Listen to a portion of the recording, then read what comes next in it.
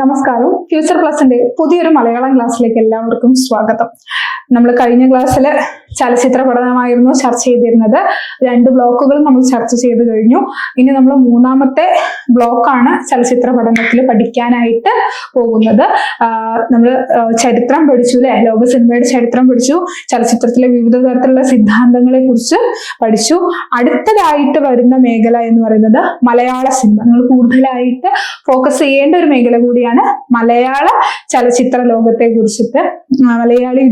മലയാളം വിദ്യാർത്ഥികൾ എന്നുള്ള നിലയ്ക്കും ഈ ഒരു ഭാഗം പ്രധാനപ്പെട്ടത് തന്നെയാണ്.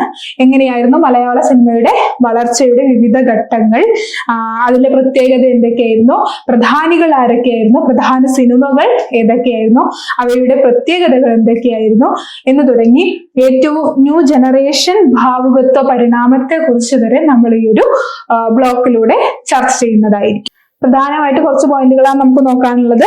ഏതൊക്കെയാ?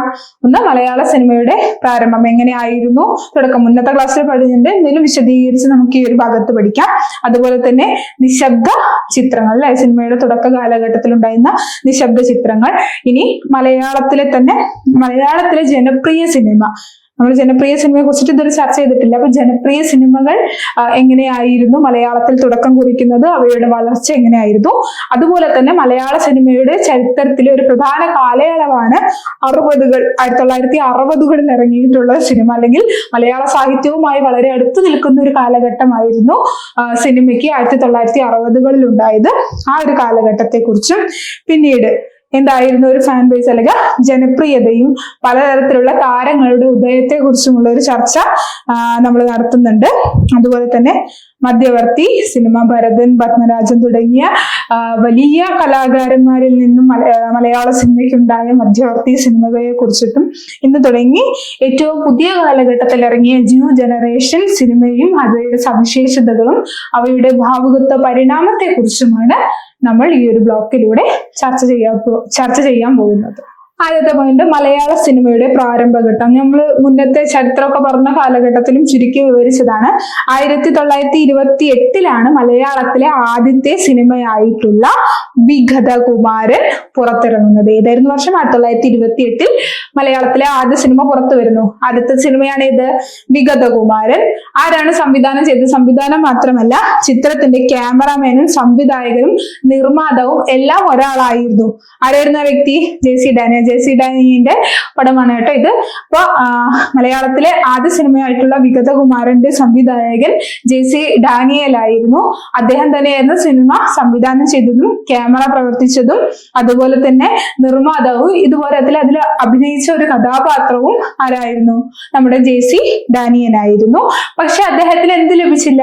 അക്കാലഘട്ടത്തില് ആ ഒരു സിനിമയ്ക്ക് സിനിമയ്ക്കെതിരെ വലിയ പ്രതിഷേധങ്ങളൊക്കെ ഉണ്ടായി. സ്വാഭാവികമായിട്ടും ആ സിനിമ എന്തായി തീർന്നു? ഒരു പരാജയമായി തീരുകയാണ് ചെയ്തത്. 1928 നവംബർ 7 തിരുവനന്തപുരത്തെ ക്യാപിറ്റോൾ തിയേറ്ററിലാണ് വിഗതകുമാരൻ ആദ്യമായി എന്ത് ചെയ്യുന്നത്? പ്രദർശിപ്പിക്കുന്നത്. വിഗതകുമാരനെ കുറിച്ച് ചെറുതായിട്ടൊക്കെ വിവരിക്കാൻ പറയുന്ന സമയത്ത് ക്യാപിറ്റോൾ ഓഫ് തിരുവനന്തപുരത്തെ ആ തിയേറ്ററിലായിരുന്നു ഈ ഒരു സിനിമ ആദ്യമായിട്ട് എന്ത് ചെയ്തിരുന്നത്? പ്രദർശിപ്പിച്ചിരുന്നത് എന്ന് പറയേണ്ടതുണ്ട്. അപ്പൊ മലയാളത്തിലെ ആദ്യ സിനിമയായിട്ട് വിഗതകുമാരൻ, പ്രാരംഭഘട്ടത്തെ കുറിച്ച് ഏറ്റവും ചുരുക്കി വരികയാണ്. ആദ്യ സിനിമ വിഗതകുമാരൻ 1928 ജെ.സി. ഡാനിയൽ സംവിധായകൻ, നിർമ്മാതാവ്, അഭിനേതാവ് ഒക്കെ ആയിട്ട് പ്രവർത്തിച്ച സിനിമയായിരുന്നു. തിരുവനന്തപുരത്തെ ക്യാപിറ്റൽ തിയേറ്ററിലായിരുന്നു ആ സിനിമ പ്രദർശിപ്പിച്ചിരുന്നത് എന്ന് പറയുന്നത്. ഇനി മലയാളത്തിലെ രണ്ടാമത്തെ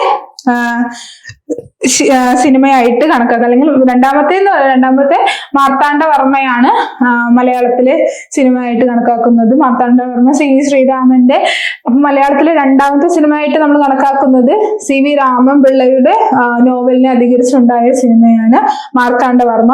അപ്പോ അതുപോലെ ആദ്യത്തെ നിശബ്ദ സിനിമയായി വിഗതകുമാരൻ. ഇനി മലയാളത്തിലെ ആദ്യത്തെ ശബ്ദ സിനിമയാണ് അഥവാ സംസാരിക്കുന്ന സിനിമയായിരുന്നു 1938 പുറത്തിറങ്ങിയ ബാലൻ എന്ന് പറഞ്ഞ ചിത്രം. അപ്പൊ ബാലൻ എന്ന് പറഞ്ഞ ചിത്രത്തിലൂടെയാണ് മലയാള സിനിമയിൽ ആദ്യമായിട്ട് ശബ്ദചിത്രം കടന്നു വരുന്നത്.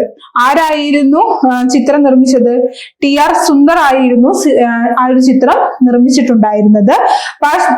S നൊട്ടാനി എന്ന് പറഞ്ഞ പാഴ്സി യുവാവായിരുന്നു ചിത്രത്തിന്റെ സംവിധായകൻ. അതുപോലെ തന്നെ മുതുകുളം രാഘവൻ പിള്ളയായിരുന്നു ചിത്രത്തിന്റെ തിരക്കഥയും അതുപോലെ തന്നെ ഗാനങ്ങളും രചിച്ചിരുന്നത്. ഇത്രയും ഭാഗം ഓർത്തു വെക്കാം. അതിൽ പ്രധാനപ്പെട്ട കുറച്ച് പേരുകളാണ് ആരൊക്കെ? TR സുന്ദർ നിർമ്മാണം, അതുപോലെ S നൊട്ടാനി എന്തായിരുന്നു? ചലച്ചിത്ര സംവിധായകനായി പ്രവർത്തിച്ചു. അതുപോലെ മുതുകുളം രാഘവൻ പിള്ളയായിരുന്നു തിരക്കഥയും ഗാനരചനയും നിർവഹിച്ചിരുന്നത്. ഇതാണ് ഒരു പ്രാരംഭം, തുടക്കം. മലയാള സിനിമയുടെ തുടക്കം എന്ന് പറഞ്ഞത് ഈ രണ്ട് സിനിമയാണ് പ്രധാനമായിട്ടും ഓർത്തു വെക്കേണ്ടത്. അടുത്തൊരു ഭാഗം നമ്മൾ നിശബ്ദ സിനിമകളിലേക്ക് കിടക്കുകയാണ്. നമ്മൾ ആദ്യം പറഞ്ഞു ആദ്യത്തെ സിനിമ വിഗതകുമാരനായിരുന്നു. സ്വാഭാവികമായിട്ടും ആദ്യത്തെ ശബ്ദ സിനിമ ബാലനാണെന്ന് പറഞ്ഞത്. അപ്പൊ വിഗതകുമാരൻ എന്തായിരുന്നു? ഒരു നിശബ്ദ സിനിമയായിരുന്നു. അപ്പോ മലയാളത്തിലെ ആദ്യ ചിത്രം എന്നുള്ള ഖ്യാതി മാത്രമല്ല, എന്തുകൂടെയുണ്ട്, മലയാളത്തിലെ ആദ്യത്തെ നിശബ്ദ ചിത്രം കൂടിയായിരുന്നു വിഗതകുമാരൻ എന്ന് പറയുന്നത്. അതും നോട്ട് ചെയ്ത് വെക്കുക. നിശബ്ദ ചിത്രങ്ങളുടെ ചരിത്രത്തെ കുറിച്ച് എടുക്കുമ്പോൾ വിഗതകുമാരനെ കുറിച്ചിട്ടുള്ള നേരത്തെ നമ്മൾ പറഞ്ഞ പോയിന്റുകളെല്ലാം എഴുതി വെക്കേണ്ടതുണ്ട്. ഇതിലെ നായിക ആരായിരുന്നു? PK റോസി ആയിരുന്നു ഇതിലെ നായിക. അന്നത്തെ കാലഘട്ടത്തിൽ അന്നത്തെ സമൂഹത്തിലെ ഒരു അവർണ ജാതിയിലായിരുന്നു PK റോസി ജനിച്ചിട്ടുണ്ടായിരുന്നത്. അപ്പൊ PK റോസി അത്തരത്തിലൊരു സിനിമയിൽ ഒരു സവർണ കഥാപാത്രത്തെയും ആയിരുന്നു അവതരിപ്പിച്ചിരുന്നത്. മറ്റൊരു കഥാപാത്രം JC ഡാനിയൽ തന്നെയായിരുന്നു അവതരിപ്പിച്ചിരുന്നത്. അപ്പൊ ഇത്തരത്തിൽ താഴ്ന്ന ജാതിയിൽപ്പെട്ടിട്ടുള്ള സ്ത്രീയെ സിനിമയിൽ ചിത്രീകരിച്ചു, അവർണ ജാതിയിൽപ്പെട്ട ഒരു സ്ത്രീയെ ചിത്രീകരിച്ചു എന്ന് പറഞ്ഞ വിവിധ തരത്തിലുള്ള പ്രതിഷേധങ്ങൾ ഈ ഒരു സിനിമയ്ക്ക് എതിരെ ഉണ്ടായിരുന്നു. പലപ്പോഴും പ്രദർശന സമയത്തൊക്കെ ആ സിനിമയ്ക്കെതിരെ അല്ലെങ്കിൽ സിനിമ പ്രദർശിപ്പിക്കുന്ന സ്ഥലത്തൊക്കെ വലിയ കോലാഹലങ്ങൾ എല്ലാം സൃഷ്ടിച്ചു. അതുപോലെ തന്നെ സ്ക്രീനിന് നേരെ കല്ലെറിയുകയൊക്കെ ചെയ്ത സന്ദർഭം ഉണ്ടായി. അതുപോലെ തന്നെ PK റോസിയെ, അന്നത്തെ ഒരു അവർണ സ്ത്രീ ആയിരുന്നു അവരെ നാട് കടത്തുന്ന സന്ദർഭം വരെ സൃഷ്ടിച്ച വലിയൊരു പ്രക്ഷുബ്ധമായിട്ടുള്ള ഒരു സാഹചര്യമായിരുന്നു. അത്തരത്തിലൊരു സാഹചര്യത്തിലായിരുന്നു മലയാള സിനിമയുടെ തുടക്കം എന്ന് തന്നെ പറയുന്നത്. ആദ്യ സിനിമ തന്നെ പരാജയമായിട്ടായിരുന്നു തുടക്കം. JC ഡാനിയലിന് വലിയ രീതിയിലുള്ള നഷ്ടമായിരുന്നു ഈ സിനിമ മൂലം ഉണ്ടായിരുന്നത്. ഏകദേശം 4 ലക്ഷം രൂപയൊക്കെ ഉപയോഗിച്ചിട്ടാണ് അദ്ദേഹം ഈ ഒരു സിനിമ നിർമ്മിച്ചിരുന്നത്. അദ്ദേഹത്തിന്റെ എല്ലാ സ്വത്തുവകകളും വിറ്റ് തെളിച്ചിട്ടൊക്കെയായിരുന്നു അദ്ദേഹം ഈ ഒരു സിനിമ ഉണ്ടാക്കിയത്. പക്ഷെ അതിന്റെ യാതൊരുവിധ തിരിച്ചുവരവും അദ്ദേഹത്തിന് ഉണ്ടായില്ല. മാത്രവുമല്ല, അദ്ദേഹത്തിന് സിനിമ എന്നുള്ള മോഹം തന്നെ മുഴുവനായിട്ട് വിടേണ്ടി വന്ന ഒരു സാഹചര്യം ഉണ്ടായി. മാത്രവുമല്ല, PK റോസിയെ പോലെയുള്ള ഒരു യുവതിയെ നാട് കടത്തുന്ന ഒരു സാഹചര്യം ഉണ്ടാകുന്നു. ഇത്തരത്തിൽ ജാതിപരമായിട്ടുള്ള വലിയൊരു പ്രശ്നത്തെ ഉന്നയിച്ചുകൊണ്ട് ഒരു സമൂഹത്തെ കൂടി അടയാളപ്പെടുത്തിക്കൊണ്ടായിരുന്നു മലയാള സിനിമയുടെ തുടക്കം എന്ന് പറയുന്നത്. നിശബ്ദ ചിത്രമായിരുന്ന വിഗതകുമാരൻ, ആദ്യത്തെ നിശബ്ദ ചിത്രം വിഗതകുമാരനായിരുന്നു എന്നുള്ള കാര്യം ഓർത്തു വയ്ക്കാം. ഇനി മലയാളത്തിലെ രണ്ടാമത്തേതും അവസാനത്തേതുമായിട്ടുള്ള നിശബ്ദ ചിത്രമായിരുന്നു CV രാമൻ പിള്ളയുടെ ചരിത്ര നോവലിന്റെ ചലച്ചിത്രാവിഷ്കാരമായിട്ടുള്ള മാർത്താണ്ഡവർമ്മ. അദ്ദേഹം എഴുതിയിട്ടുള്ള പ്രധാനപ്പെട്ട കുറച്ച് പുസ്തകങ്ങളിലെ CV രാമൻ പിള്ളയുടെ മാർത്താണ്ഡവർമ്മ, രാമരാജ ബഹദൂർ, ധർമ്മരാജ, മൂന്നും ഒരേ ഗണത്തിൽ വരുന്ന ചരിത്ര നോവലുകളാണ്, പ്രധാനപ്പെട്ട നോവലുകളാണ്. അത് നമ്മൾ സിനിമയുടെ കാര്യം പഠിക്കുമ്പോൾ മാത്രമല്ല, മലയാള സാഹിത്യത്തിലെ തന്നെ പ്രധാനപ്പെട്ട ഒരു കാലഘട്ടത്തെ അടയാളപ്പെടുത്തുന്നതാണ് ചരിത്ര നോവലുകൾ. മലയാളത്തിലെ ആദ്യ ചരിത്ര നോവലുകൾ എഴുതുന്നതും ആര് തന്നെയാണ്? നമ്മുടെ CV രാമൻപിള്ളയാണ്. അപ്പൊ CV രാമൻപിള്ളയുടെ മാർത്താണ്ഡവർമ്മ എന്ന് പറഞ്ഞ ആ ഒരു പുസ്തകത്തിന് ഉണ്ടായ ചലച്ചിത്രാവിഷ്കാരമായിരുന്നു രണ്ടാമത്തെ നിശബ്ദ ചിത്രം. ആ സിനിമയ്ക്കും എന്ത് തന്നെ പേര് നൽകിയിട്ടുള്ളത്? മാർത്താണ്ഡവർമ്മ എന്ന് തന്നെയാണ് പേര് നൽകിയിട്ടുണ്ടായിരുന്നത്. 1931 ഈ സിനിമ ഇറങ്ങിയിരുന്നത്. ആരായിരുന്നു? PV റാവു ആണ് ഈ സിനിമ സംവിധാനം ചെയ്തത്. അതുപോലെ R സുന്ദർ രാജ ആയിരുന്നു ഈ ചിത്രത്തിന്റെ നിർമ്മാണം നിർവഹിച്ചത്. അപ്പോൾ 2 നിശബ്ദ ചിത്രങ്ങളെ നമുക്കുള്ളൂ, വിഗതകുമാരനും അതുപോലെ തന്നെ മാർത്താണ്ഡവർമ്മയും എന്നോർത്ത് വയ്ക്കാം. ഇനി സിനിമയുടെ വേറൊരു കാലഘട്ടത്തിലേക്ക് നമുക്ക് കടക്കാൻ പോവുകയാണ്. ജനപ്രിയ സിനിമ. എന്ത് ജനപ്രിയം? ജനങ്ങൾക്ക് പ്രിയപ്പെട്ടത്. അതായത് ജനങ്ങൾക്ക് എന്താണോ പ്രിയപ്പെട്ടത് അതിനെ അടിസ്ഥാനമാക്കി സിനിമ എടുക്കുന്നതിനെയാണ് ജനപ്രിയ സിനിമകൾ എന്ന് ഏറ്റവും ചുരുക്കി നമുക്ക് വിവക്ഷിക്കാം. ജനപ്രിയ സിനിമകൾക്ക് ഏറ്റവും കൂടുതൽ എന്തിനാണ് മുൻതൂക്കം നൽകുക?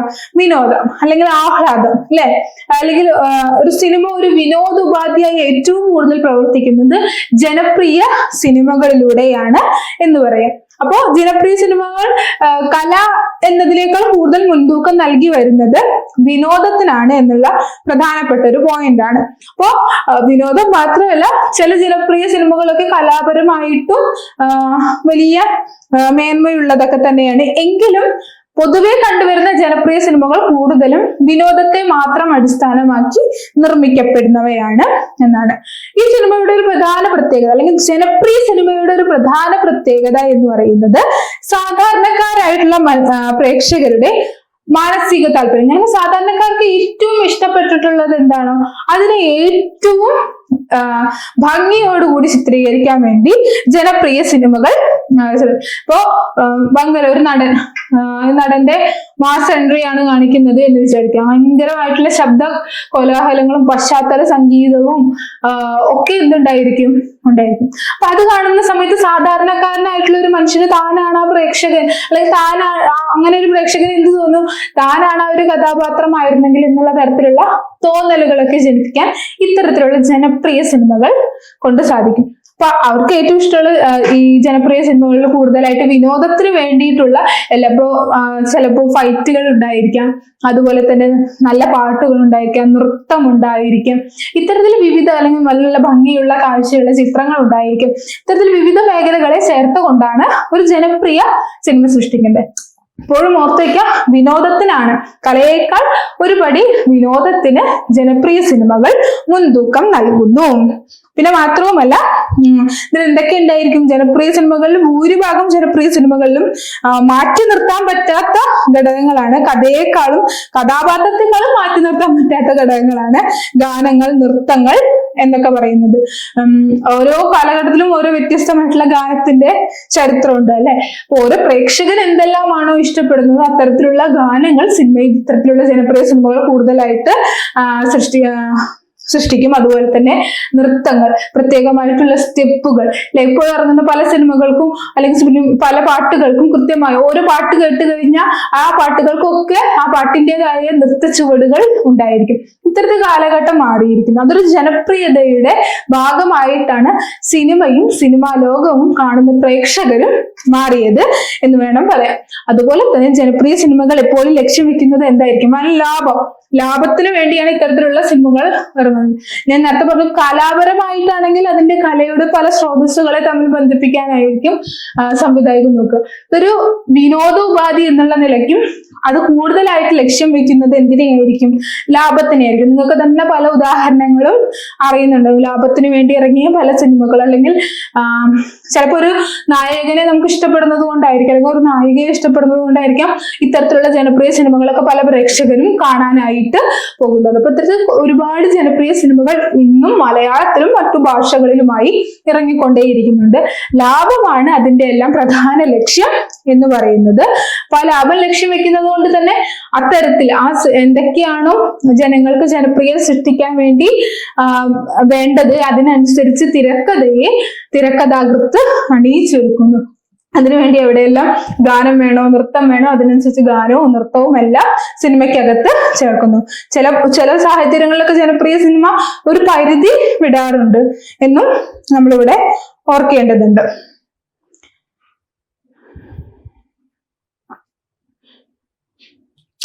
ഇനി മലയാളത്തില് ജനപ്രിയതയ്ക്ക് ഉള്ള ഒരു തുടക്കം കുറിച്ചത് പണ്ടുകാലം മുതൽക്ക് തന്നെ ജനപ്രിയ സിനിമകൾക്ക് വലിയ പ്രാധാന്യം നൽകി വരുന്നുണ്ട്. മലയാള സിനിമാ രംഗത്തെ ആദ്യകാലത്ത് തന്നെ ജനപ്രിയ സിനിമ വലിയ രീതിയിൽ ചർച്ച ചെയ്യപ്പെടുകയുണ്ടായി. അത്തരത്തിൽ മലയാളത്തിലെ ആദ്യത്തെ ജനപ്രിയ ചലച്ചിത്രമാണ് ജീവിത നൗക എന്ന് പറയുന്നത്. അക്കാലഘട്ടം വരെ കൂടുതൽ കലയ്ക്കൊക്കെ പ്രാധാന്യം, ഇപ്പൊ വിഗതകുമാരൻ അല്ലെങ്കിൽ നമ്മുടെ ചരിത്ര നോവലുകൾ, മാർത്താണ്ഡവർമ്മ, ബാലൻ തുടങ്ങിയിട്ടുള്ള ചിത്രങ്ങളൊക്കെ ഇറങ്ങിയിരുന്ന ആ ഒരു കാലഘട്ടത്തില് അക്കാലഘട്ടം വരെ ഉണ്ടായിരുന്ന ഗതികളെ എല്ലാം മാറ്റിയൊഴിച്ച് ജീവിത നൗക എന്ന് പറഞ്ഞ സിനിമ വലിയ രീതിയിൽ എന്ത് നേടി? സാമ്പത്തിക ലാഭം നേടുകയുണ്ട്. സിനിമ ഒരു സമ്പത്തില്ല, ഒരു കമ്പോള വ്യവസ്ഥ കൂടിയായി പ്രവർത്തിക്കുന്നുണ്ട് സിനിമ. അപ്പൊ അക്കാലഘട്ടത്തിൽ ആദ്യമായിട്ടുള്ള ഒരു ഹിറ്റ് സിനിമയായിരുന്നു എന്ത്?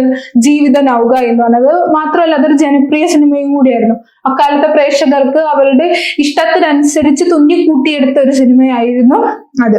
അതുകൊണ്ട് തന്നെ ആ സിനിമ ജനങ്ങൾക്ക് കൂടുതൽ ഇഷ്ടപ്പെടുകയും കൂടുതൽ ലാഭത്തിലേക്ക് എത്തിച്ചേരുകയും ചെയ്തു എന്ന് പറയാം. പിന്നെ രണ്ടാമത്തെ ഒരു കാലഘട്ടത്തിലേക്കൊക്കെ വരുമ്പോൾ മലയാള സിനിമയുടെ ഒരു പ്രധാന സിനിമ, അല്ലെങ്കിൽ മലയാള സിനിമ ചരിത്രത്തിലെ ഒരു പ്രധാന സിനിമയായിട്ടുള്ള നീലക്കുയിൽ പോലെ രാമു കാര്യായിട്ടും അതുപോലെ തന്നെ പി ഭാസ്കരനൊക്കെ ചേർന്ന് സംവിധാനം ചെയ്ത സിനിമയാണ് നീലക്കുയിൽ എന്ന് പറയുന്നത്. നീലക്കുയിൽ ഏറ്റവും കൂടുതൽ ശ്രദ്ധിക്കപ്പെട്ടത് ആ സിനിമയിലെ ഗാനങ്ങൾ കൊണ്ടാണ്. നിങ്ങൾക്ക് തന്നെ അറിയണ്ടാവില്ലേ? കായലരികത്ത് വലയെറിഞ്ഞപ്പോ വളകിലുക്കിയ സുന്ദരി. ആ പാട്ടൊക്കെ ഉണ്ടാകുന്നത് ഏത് സിനിമയിലാണ്? നീലക്കുയിൽ എന്ന് പറഞ്ഞ സിനിമയിലാണ്. കെ രാഘവൻ പാടി അതിമനോഹരമായിട്ടുള്ള ഒരു പാട്ടൊക്കെയാണ് ഇന്നും നമ്മൾ പാടിക്കൊണ്ട് കിടക്കുന്ന ഒരു പാട്ട് അല്ലെ. ഇത്രത്തോളം ജനപ്രിയമാണ് ആ പാട്ട്. ആ പാട്ട് എന്തുകൊണ്ട് ജനപ്രിയമായ? ആ പാട്ടിലെ വരികൾ, കായലരികത്ത് വലയെറിഞ്ഞപ്പോൾ വളകിലുക്കിയ സുന്ദരി. എന്ത് രസമായിട്ടുള്ള വാക്കുകളൊക്കെയാണല്ലോ ഉപയോഗിച്ചിരിക്കുന്നത്. അപ്പൊ ഇത്തരത്തില് ഗാനങ്ങളിലൂടെയും ജനപ്രിയത, അതുപോലെ തന്നെ സിനിമയിൽ സൃഷ്ടിക്കുന്ന ദൃശ്യങ്ങളിലൂടെയും ജനപ്രിയത സൃഷ്ടിച്ചെടുക്കാൻ നീലക്കുയിൽ പോലെ ഉള്ള സിനിമകൾക്ക് സാധിച്ചിട്ടുണ്ട്. കാലഘട്ടത്തിൽ നീലക്കുയിലൊക്കെ വലിയ ചർച്ചാ വിഷയമായിരുന്നു, അതുപോലെ തന്നെ വലിയ വിജയവുമായിരുന്നു. മാത്രവുമല്ല ദേശീയ തലത്തിൽ രാഷ്ട്രപതിയുടെ അംഗീകാരമൊക്കെ നേടിയിട്ടുള്ള മലയാളത്തിലെ ആദ്യ സിനിമയൊക്കെയാണ് നീലക്കുയിൽ എന്ന് പറയുന്നത്. മാത്രമല്ല ജാതിക്കും ലിംഗം, ദാരിദ്ര്യം തുടങ്ങിയിട്ടുള്ള വിഷയങ്ങൾക്കെതിരായിട്ടൊക്കെ ധീരമായിട്ടുള്ള ഒരു ചുവടുവെപ്പായിരുന്നു. അതിനെതിരെ പ്രവർത്തിക്കാനൊക്കെ ഈ ഒരു സിനിമയ്ക്ക് സാധിച്ചിട്ടുണ്ട്. മലയാള സിനിമയുടെ ചരിത്രത്തിൽ 1960 കാലഘട്ടത്തിന് വലിയൊരു പ്രാധാന്യമുണ്ട്. സിനിമയുടെ ചരിത്രവുമായി ബന്ധപ്പെട്ട് മാത്രമല്ല, മലയാള സിനിമ സാഹിത്യവുമായി ബന്ധപ്പെടുത്തുമ്പോഴും വലിയൊരു വളർച്ച, സാഹിത്യവും സിനിമയും ചേർന്ന് എത്രത്തോളം ഇഴുകിച്ചേർന്ന് പ്രവർത്തിച്ചിരുന്ന ഒരു വലിയ കാലഘട്ടമായിരുന്നു 1960. 1960 മുതൽ ഏകദേശം 70-75 കാലഘട്ടം വരെ ഇറങ്ങിയിട്ടുള്ള സിനിമകളിലൊക്കെ ഒരുപാട് സാഹിത്യ കൃതികൾ സിനിമയായി അനുകൽപ്പനം നടത്തിയിട്ടുണ്ട്. പ്രധാനപ്പെട്ട പല എഴുത്തുകാരുടെയും കൃതികൾ സിനിമയായിട്ട് മാറിയിട്ടുണ്ട്. അതാണ് 1960 മലയാള സിനിമയുടെ ചരിത്രത്തിലെ ഒരു പ്രധാന കാലഘട്ടം എന്ന് പറയുന്നത്.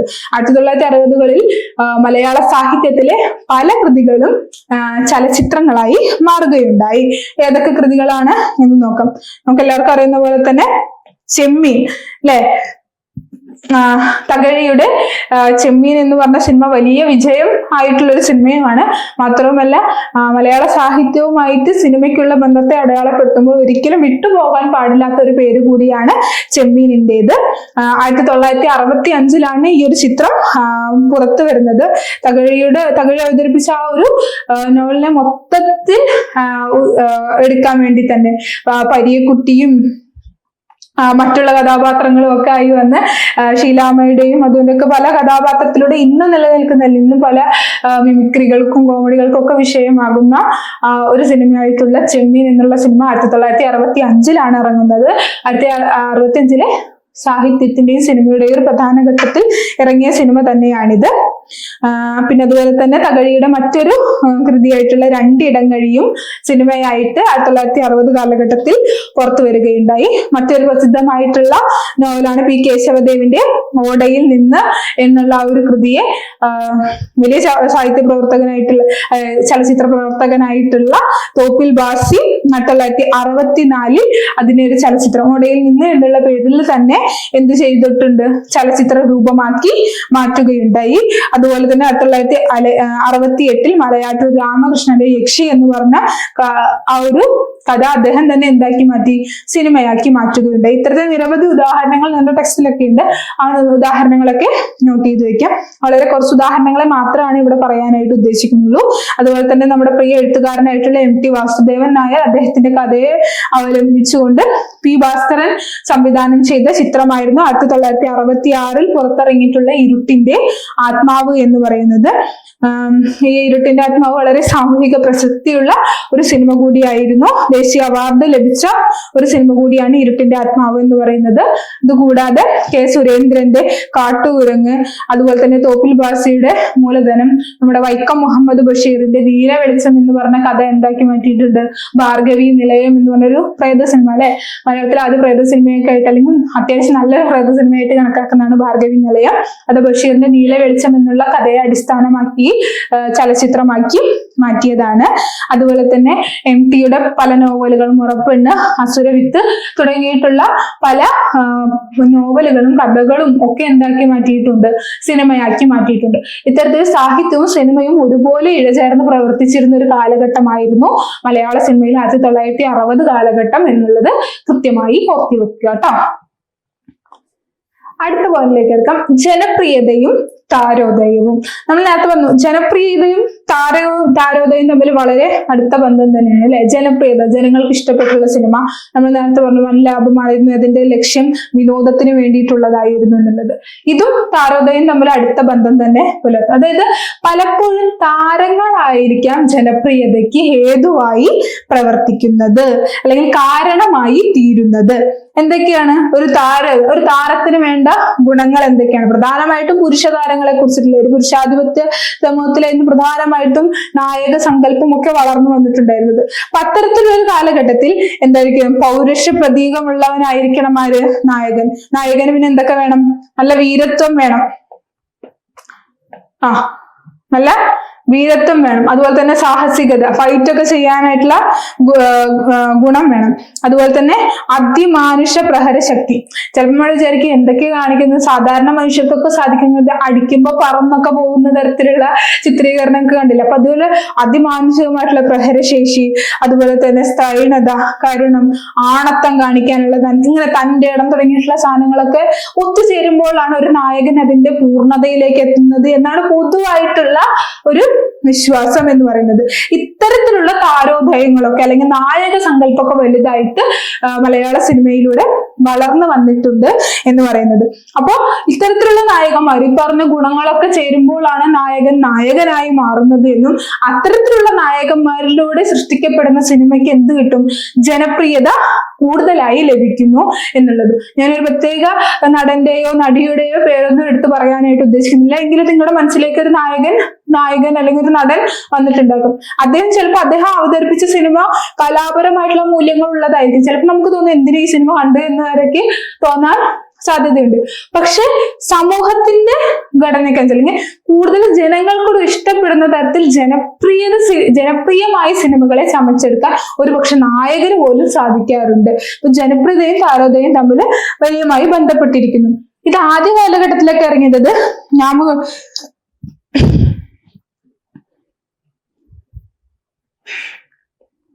നോക്കണ്ട, ചെറിയ മിസ്റ്റേക്ക് ഉണ്ട്. ചെമ്മീൻ 1965 ചെമ്മീൻ എന്ന് പറഞ്ഞ സിനിമയിലൂടെ പുറത്തു വന്നിട്ടുണ്ടായിരുന്ന രണ്ട് പ്രധാനപ്പെട്ട നായക നടിമാരായിരുന്നു മധുവും ഷീലയും അല്ലെ. അതിനുശേഷം അവർ ഇരുവരും ചേർന്ന് അല്ലെങ്കിൽ പ്രേം നസീർ, മധു, ഷീല തുടങ്ങിയ നമ്മുടെ കഥാപാത്രങ്ങളിൽ നായകനും നായികമാർക്കൊക്കെ വലിയ ജനപ്രിയത തന്നെ അക്കാലഘട്ടം മുതൽ ലഭിച്ചു പോന്നിട്ടുണ്ട്. അല്ലെങ്കിൽ അവരുടെ സിനിമ കാണാൻ വേണ്ടി നിരവധിയായിട്ടുള്ള പ്രേക്ഷകരൊക്കെ എത്തുന്ന സാഹചര്യങ്ങൾ ഉണ്ടായിട്ടുണ്ട്. ഇത്തരത്തിൽ സിനിമയ്ക്കോ സംവിധായകനോ ചലച്ചിത്ര പ്രവർത്തകർക്കോ മാത്രമല്ല അതിൽ സിനിമയിൽ അഭിനയിക്കുന്ന നായകനും നായികയ്ക്കും അല്ലെങ്കിൽ മറ്റു കഥാപാത്രങ്ങൾക്കൊക്കെ സിനിമയിലെ ജനപ്രിയതയെ വലിയ രീതിയിൽ ഉയർത്താനായിട്ട് സാധിക്കും. അതാണ് ജനപ്രിയതയും താരോദയവും തമ്മിലുള്ള ബന്ധം എന്ന് പറയുന്നത്. ഇത് സിനിമയിലെ നായകനും നായികയും മാത്രമായിട്ടില്ല കേട്ടോ. അപ്പൊ എഴുത്തുകാരായിക്കോട്ടെ, നല്ല എഴുത്തുകാർ, നല്ല തിരക്കഥാകൃത്തുക്കളുടെ സിനിമകൾ കാണാനായി നല്ല ചലച്ചിത്ര നിർമ്മാതാക്കൾ, ഇപ്പൊ ലോഹിതദാസ്, അതുപോലെ തന്നെ പത്മരാജൻ, ഭരതൻ തുടങ്ങിയ വലിയ ജീനിയസ് ആയിട്ടുള്ള വ്യക്തികളുടെ സിനിമ കാണാനായിട്ടും ആൾക്കാർ, സംവിധായകന് ജനപ്രിയത ഉണ്ടായിട്ടുണ്ട്. പിന്നെ നമുക്ക് പാട്ട് നോക്കുകയാണെങ്കിൽ വയലാർ രാമവർമ്മ, ദേവരാജൻ, വിദ്യാസാഗർ, അല്ലെ, ഇളയരാജ, AR റഹ്മാൻ, അതുപോലെ തന്നെ പാട്ട് പാടുന്ന കുറെ വ്യക്തികൾ, യേശുദാസ്, ചിത്ര ചേച്ചി, അല്ലെ, ചിത്രാമ്മ, അതുപോലെ നിരവധിയായിട്ടുള്ള സുജാത തുടങ്ങി എണ്ണിയാ ഒടുങ്ങാത്ത ഗായകർ. ഇത്തരത്തിൽ ഒരുപക്ഷെ ഒരു സിനിമ കാണാൻ ഒരു കാഴ്ചക്കാരനെ പ്രേരിപ്പിക്കുന്നത് ആ സിനിമയിലെ ഏതെങ്കിലും ഒരു പാട്ടുപാടിയ ആളായിരിക്കും, സിനിമയിലെ എന്തെങ്കിലും ഒരു സഹനടനൊക്കെ ആയിരിക്കാം. ഇത്തരത്തിൽ സിനിമയെ ജനപ്രിയമാക്കി തീർക്കുന്നതിൽ ഗാനങ്ങൾക്കോ സിനിമയ്ക്കോ ഉള്ള പ്രാധാന്യം പോലെ തന്നെ താരങ്ങൾക്കും വലിയ തരത്തിലുള്ള പ്രാധാന്യമുണ്ട്. എല്ലാ താരങ്ങളാണ്, അല്ലെ, സിനിമയിൽ അഭിനയിക്കുന്നവർ മാത്രമല്ല താരങ്ങൾ, അതിന് പിന്നണിയിൽ പ്രവർത്തിക്കുന്നത് എല്ലാവരും താരങ്ങൾ തന്നെയാണ് എന്നുള്ള കാര്യം അതുപോലെ ഈ ജനപ്രിയമാവുന്നതിനോടൊപ്പം തന്നെയാണ് താരാരാധനയും വലിയ രീതിയിൽ വളർന്ന് വന്നത്. നായികമാരോടുള്ള ബന്ധമൊക്കെ വലിയ രീതിയിൽ വളർന്നു വന്നത്. ഇനി നമ്മള് മലയാള സിനിമയിൽ ഒരു പ്രത്യേക കാലഘട്ടത്തിലുണ്ടായ സിനിമയെ കുറിച്ചിട്ടാണ് ചർച്ച ചെയ്യാൻ പോകുന്നത്. മധ്യവർത്തി സിനിമ. എന്തായിരിക്കാം മധ്യവർത്തി സിനിമ?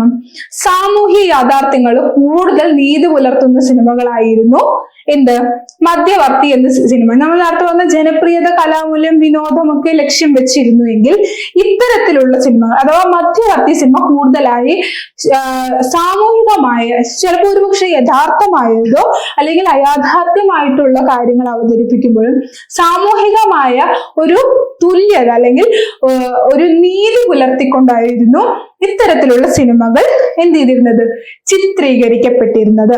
ഇപ്പൊ മധ്യവർത്തി സിനിമ ആദ്യ കാലഘട്ടം, ഇപ്പൊ P. ഭാസ്കരന്റെയും PN മേനോന്റെയും രാമു കാര്യാട്ടിന്റെ കാലം മുതൽക്ക് തന്നെ മധ്യവർത്തി സിനിമ വലിയ രീതിയിൽ ഉണ്ടായി വന്നിട്ടുണ്ട്. പക്ഷെ മധ്യവർത്തി സിനിമ ഏറ്റവും അതിന്റെ ഉന്നതങ്ങളിലേക്കൊക്കെ എത്തുന്നത് KG ജോർജിന്റെയും ഭരതന്റെയും പത്മരാജൻ മുതലായിട്ടുള്ള സംവിധായകന്മാരുടെ കാലഘട്ടത്തിലാണ് എന്ന് കാണാൻ സാധിക്കും. ഇപ്പൊ ഭരതൻ എന്ന സംവിധായകനെ തമ്മിൽ നമുക്ക് എടുക്കാം. മലയാളത്തിലെ കാലഘട്ടത്തെയും ഒരു മികച്ച സംവിധായകനായിട്ടാണ് ഭരതനെ കണക്കാക്കുന്നത്.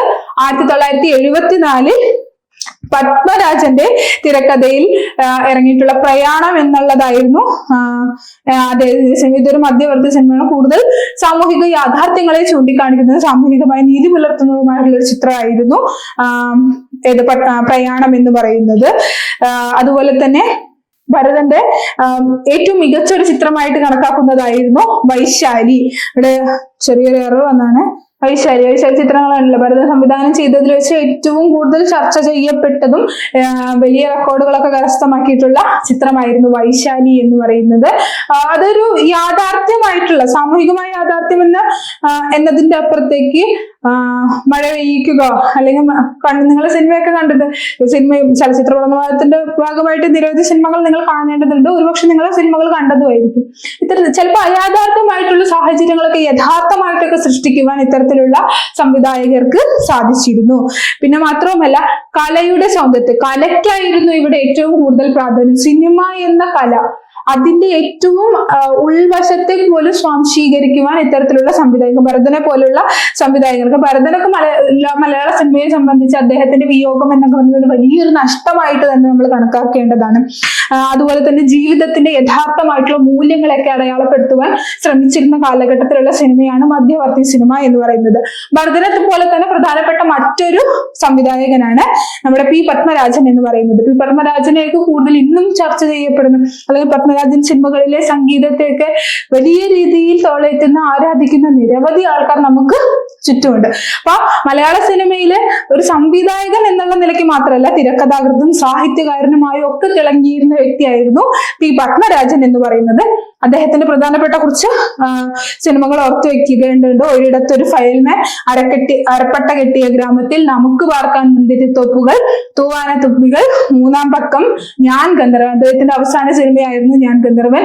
ആ സിനിമ വരെ മലയാള സിനിമയുടെ ചരിത്രത്തിൽ, മധ്യവർത്തി സിനിമയുടെ കാലഘട്ടത്തിലും ഇന്നും തിളങ്ങി നിൽക്കുന്ന ഏറ്റവും വിശിഷ്ടമായിട്ടുള്ള ഒരു സംവിധായകൻ തന്നെയാണ് പി പത്മരാജൻ എന്ന് പറയുന്നത്. അദ്ദേഹം ഒരു സാഹിത്യകാരൻ കൂടിയാണ്. അദ്ദേഹത്തിന്റെ കൃതികളിൽ തന്നെ അദ്ദേഹം സിനിമയായി സൃഷ്ടിക്കുകയായിരുന്നു ചെയ്തിരുന്നത്. ഭരതനും പത്മരാജനും ഒരുമിച്ച് ചേർന്ന നിരവധി സിനിമകൾ ഉണ്ടായി. പിന്നെ നേരത്തെ പറഞ്ഞ പ്രയാണമൊക്കെ അത്തരത്തിലുണ്ടായ സിനിമയായിരുന്നു. ഇത്തരത്തിൽ സിനിമകളെല്ലാം സമാന്തര സിനിമയായി വാണിജ്യ സിനിമയുടെ ഇടയിൽ നിൽക്കുന്നത് എന്ന അർത്ഥത്തിൽ ഇവിടെ ഒരു വാണിജ്യ താല്പര്യത്തിനൊന്നല്ല മധ്യവർത്തി സിനിമ പ്രാധാന്യം നൽകുന്നത് അല്ലെ. ഇപ്പോൾ നിങ്ങൾ മധ്യവർത്തി സിനിമ എന്നാലോചിക്കുമ്പോൾ ഓർക്കേണ്ടതാണ് കലയ്ക്കായിരുന്നു അവിടെ കൂടുതലായി പ്രാധാന്യം നൽകിയിരുന്നത്. 36 ചലച്ചിത്രങ്ങൾക്ക് തിരക്കഥ പത്മരാജൻ 18 ചലച്ചിത്രങ്ങൾ സംവിധാനം ചെയ്യുകയും ചെയ്തു. അദ്ദേഹത്തിന്റെ പ്രധാന ചിത്രങ്ങൾ അല്ലെ നമുക്ക് പാർക്കാം മുന്തിരിത്തോപ്പുകൾ, തൂവാനത്തുമ്പികൾ, ഞാൻ ഗന്ധർവൻ പോലെ വളരെ ക്ലാസിക് ആയിട്ടുള്ള സിനിമകളൊക്കെ സംവിധാനം ചെയ്ത സംവിധായകനായിരുന്നു പി പത്മരാജൻ. മാത്രമല്ല അദ്ദേഹത്തിന്റെ സിനിമയിലെ ഗാനങ്ങൾക്കെല്ലാം ഇന്നും വലിയ ആരാധക വൃന്ദം തന്നെയുണ്ട്. ഞാൻ ഗന്ധർവനിലെ ദേവി പോലെയുള്ള പാട്ടുകൾ, നിരവധി ഉദാഹരണങ്ങൾ. ഇത്തരത്തിൽ നിങ്ങൾ ചോദ്യങ്ങളൊക്കെ എഴുതുന്ന സമയത്ത് അല്ലെങ്കിൽ പത്മരാജൻ പോലുള്ള ഉദാഹരണങ്ങളൊക്കെ എഴുതുന്ന സമയത്ത് നിങ്ങൾക്കറിയാവുന്ന പാട്ടും അദ്ദേഹത്തിന്റെ അതായിട്ടുള്ള കോൺട്രിബ്യൂഷൻസ് ഒക്കെ സംഭാവനകളൊക്കെ നിങ്ങൾ എന്ത് ചെയ്യേണ്ടതുണ്ട്? കൂട്ടി എഴുതേണ്ടതുണ്ട്. ഇനി നമ്മൾ ഈ ഒരു ഇതിലെ അവസാന ഘട്ടത്തിലേക്ക് കടക്കുകയാണ്. ന്യൂ ജനറേഷൻ സിനിമകളെ കുറിച്ച്.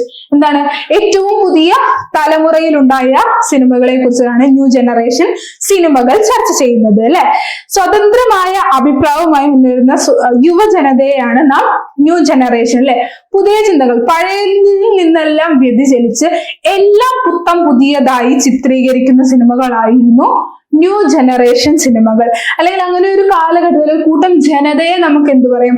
പഴയതിൽ നിന്നെല്ലാം വ്യതിചലിച്ച് പുതിയതായിട്ടുള്ള മാറ്റങ്ങൾക്ക് വേണ്ടി പ്രവർത്തിച്ചിരുന്നവരായിരുന്നു ന്യൂ ജനറേഷൻ സംഘം എന്ന് പറയുന്നത്.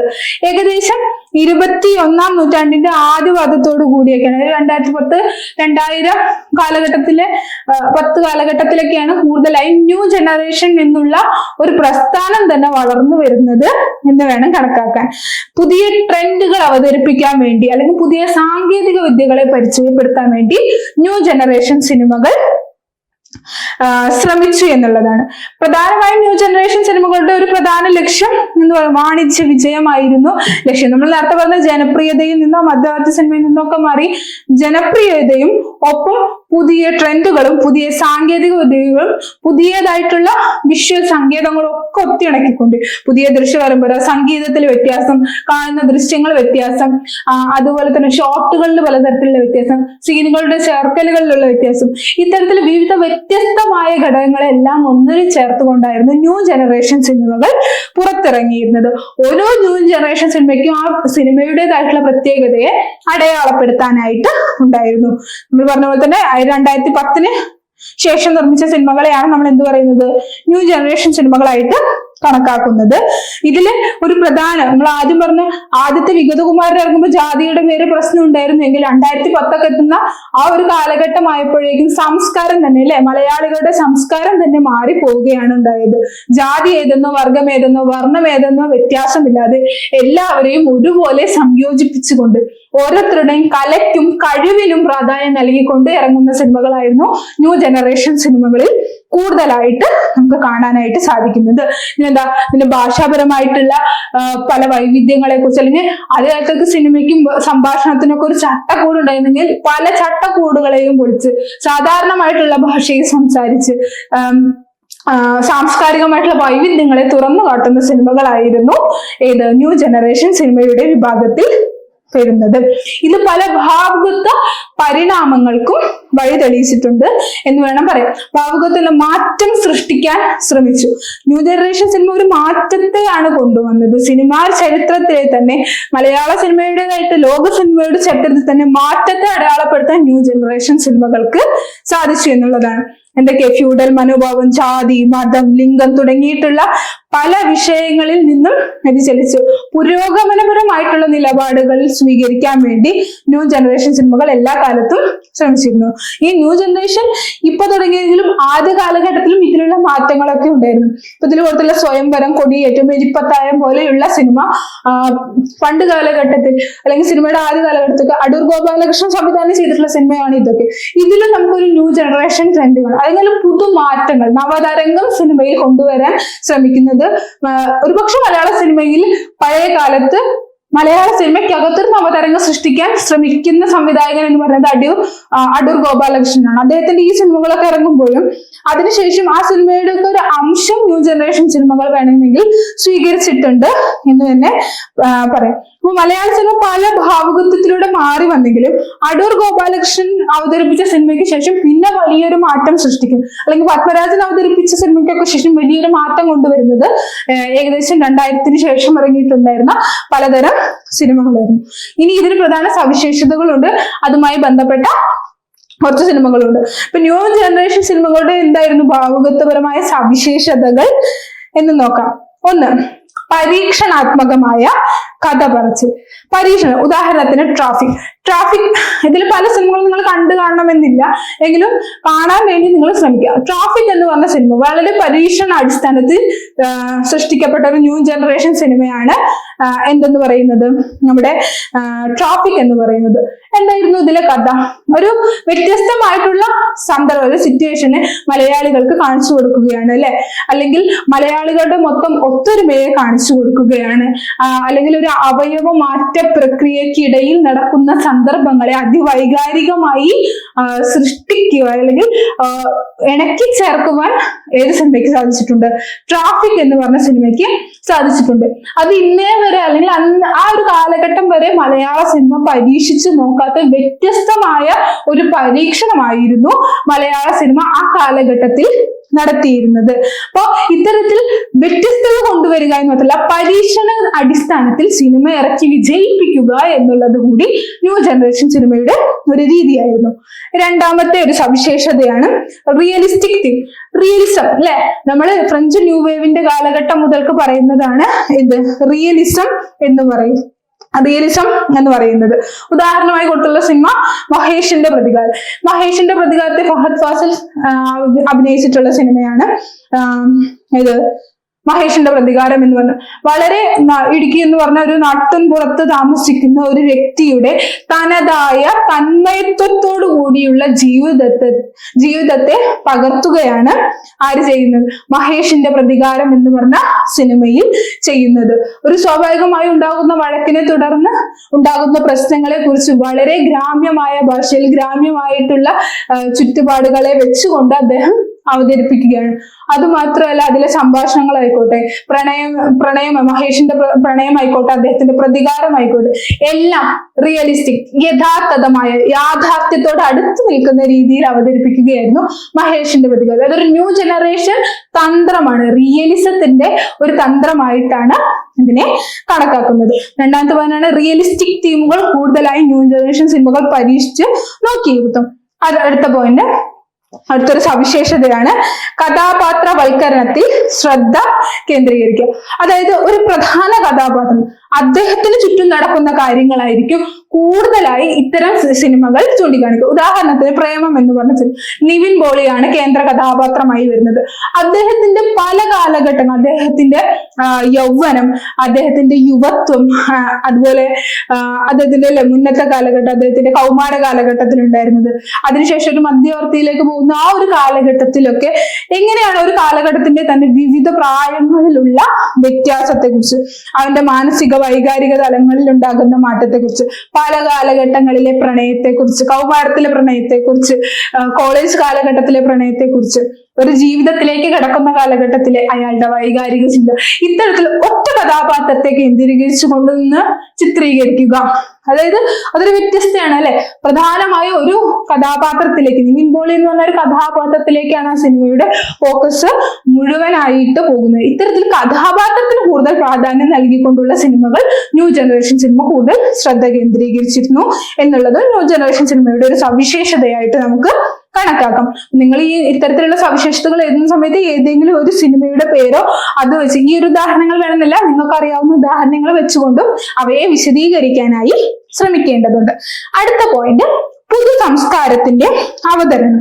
പുതിയ സംസ്കാരം, ഓരോ സിനിമയും ഓരോ കാലഘട്ടത്തെ പ്രതിനിധീകരിക്കുന്നു എന്ന് പറയും. അപ്പൊ ഓരോ കാലഘട്ടത്തിനും ആ കാലഘട്ടത്തിന് അനുസൃതമായി എന്തെല്ലാം മാറ്റങ്ങൾ വേണം എന്ന് തീരുമാനിക്കുന്നത് ഇത്തരത്തിലുള്ള പുതു സംസ്കാര അവതരണം. ഉദാഹരണമായി ബാംഗ്ലൂർ ഡേയ്സ് എന്നുള്ള സിനിമ. ബാംഗ്ലൂർ, കേരളത്തിൽ നിന്നുകൊണ്ട് കുറച്ച് യുവാക്കൾ ബാംഗ്ലൂരിന്റെ പശ്ചാത്തലത്തെ കുറിച്ച്, അതൊരു കാലഘട്ടത്തിന്റെ പ്രത്യേകത. കൂടുതൽ യുവാക്കൾ കൂടുതലായി ബാംഗ്ലൂരിലേക്ക് അല്ലെങ്കിൽ വിദേശങ്ങളിലേക്കൊക്കെ പോകാൻ വേണ്ടി ഇഷ്ടപ്പെടുന്ന ഒരു കാലഘട്ടത്തിലാണ് ഇത്തരത്തിലുള്ള ബാംഗ്ലൂർ ഡേയ്സ് പോലെ ഒരു സിനിമ ഇറങ്ങുന്നത്. ബാംഗ്ലൂരിന്റെ ഭംഗി, ബാംഗ്ലൂരിന്റെ പ്രത്യേകത, അവിടുത്തെ ജീവിത രീതിയെ കുറിച്ചിട്ടൊക്കെ വലിയ രീതിയിൽ വീർപ്പിച്ച് കാണിക്കാൻ ഈ സിനിമ ശ്രമിക്കുന്നുണ്ട്. അപ്പൊ ആ കാലഘട്ടം അത് കാലഘട്ടത്തിന് അനിവാര്യമാണ്. അത് കാലഘട്ടം അത് ആഗ്രഹിക്കുന്നുണ്ട് അത്തരത്തിലൊരു സിനിമ എന്ന് പറയുന്നത്. അപ്പൊ ബാംഗ്ലൂർ ഡേയ്സ് പോലെ ഒരു സിനിമ ഇറങ്ങുന്ന സമയത്ത് ഒരു സംസ്കാരം, അല്ലെ, മലയാളികളുടെ ഒരു സംസ്കാരത്തിന്റെ മാറ്റം നമുക്ക് ആ സിനിമയിൽ കാണാം. പണ്ടുകാലത്ത് ഇത്തരത്തിൽ പുറത്തു പോവുക അല്ലെങ്കിൽ ദുബായിലേക്കൊക്കെ പോവുക എന്നതിനപ്പുറത്തേക്കും മറ്റൊരു പ്രദേശത്ത് പോവുക, അവിടുത്തെ ജീവിത രീതിയെ ആഘോഷിക്കുക, കൂടുതൽ സ്വതന്ത്രരായി ജീവിക്കുക, ഇത്തരത്തിലുള്ള ചിന്തയൊക്കെ ന്യൂ ജനറേഷൻ സിനിമകൾ കൂടുതലായി കണ്ടെത്താൻ ശ്രമിച്ചിരുന്നു. അതിന്റെ ഫലമായിട്ടാണ് ഈ ബാംഗ്ലൂർ ഡേയ്സ് പോലെയുള്ള സിനിമയിലൊക്കെ വ്യത്യസ്തമായ ഒരു ബാംഗ്ലൂർ ജീവിതത്തെയൊക്കെ കൂടുതലായിട്ട് എടുക്കാനായി ശ്രമിക്കുന്നത്. അടുത്തത്, സൗന്ദര്യ ശാസ്ത്രത്തിന് ഊന്നൽ.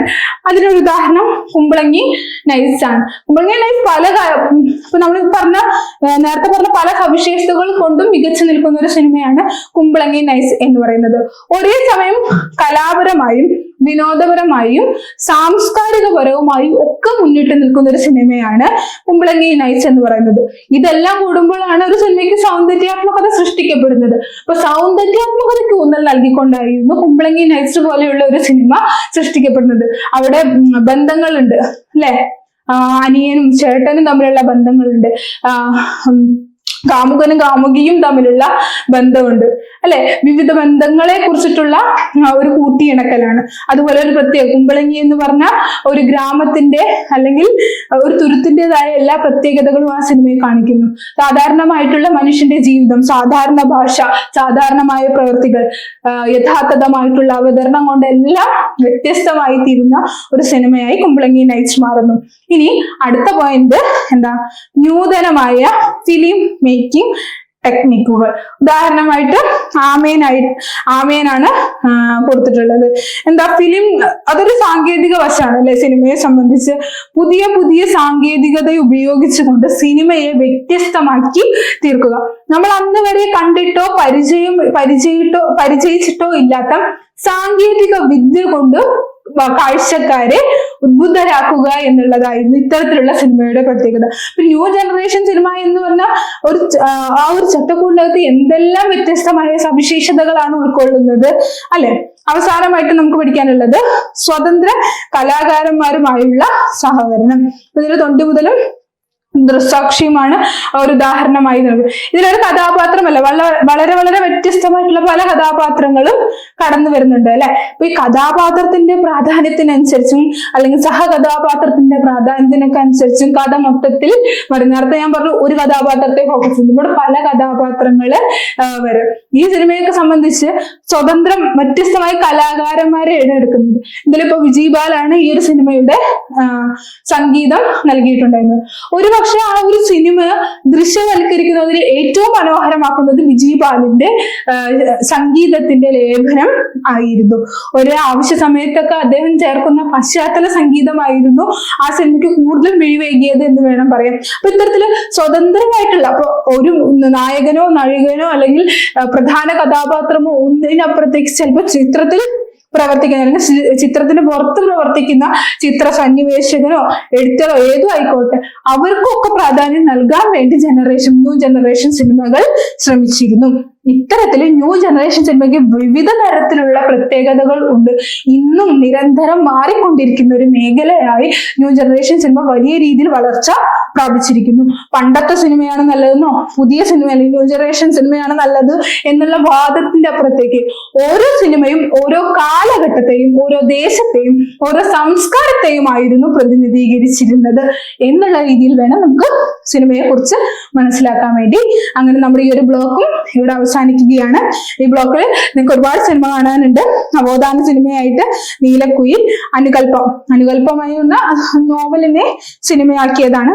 അങ്ങനെ നവസിനിമ ആയിട്ടുള്ള അടൂർ ഗോപാലകൃഷ്ണന്റെ എലിപ്പത്തായം, സ്ത്രീപക്ഷ സിനിമയായ ആദാമിന്റെ ഭാര്യയില്, ജനപ്രിയ സിനിമയായ നമ്മൾ മോഹൻലാലും അഭിനയിച്ചിട്ടുള്ള ദേവാസുരം, അതുപോലെ തന്നെ ഏറ്റവും ന്യൂ ജനറേഷൻ സിനിമ വിഭാഗത്തിൽ നിങ്ങൾക്ക് കാണാനുള്ളത് മഹേഷിന്റെ പ്രതികാരം. ഇത്രയും സിനിമ നിങ്ങൾ ഈ ഇതിന്റെ ഭാഗമായി ഈ ഒരു ബ്ലോക്കിന്റെ ഭാഗമായി അല്ലെങ്കിൽ ഒരു പേപ്പറിന്റെ ഭാഗമായിട്ടും നിങ്ങൾ കണ്ടിരിക്കേണ്ട സിനിമകളാണ്.